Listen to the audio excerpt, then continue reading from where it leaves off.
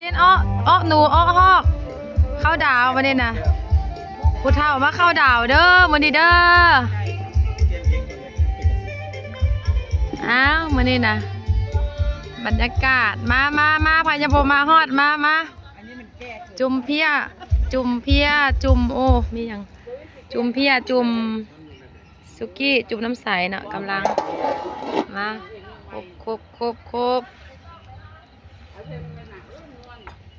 มาเด้อบรรยากาศคักเข้าดาวมื้อนี้เข้าดาวเด้อบ่หนาวเว้ยมื้อนี้น่ะหรือว่าจักหน้อยเพิ่นบอกม่วนขณะเขาวัยรุ่นเขาก็ยังฟังดาวบ้านเขาแต่ให้ไปนาตะโจกจับให้ได้เข้ากล้องเด้เช่นจับเด้เข้ากล้องบัดนี้เราบ้านดอนแล้วเป็นมาค่ะเป็นสมองแล้วดีขึ้นเลยงามบ่เขาหนิงได้แล้วบรรยากาศเข้าดาวบรรยากาศลูกสาวแล้วส่งท้ายปีเข้าดาวเอาวิดีโอตัวนี้เข้าดาว4 คน 5 คนเลยเข้าดาว10 คน10 ปลายนี่ล่ะประมาณ18คนเนี่ยพ่อ10 โมงแล้วเข้าเมืองก็บ่ได้เข้าดาวซะมั้ง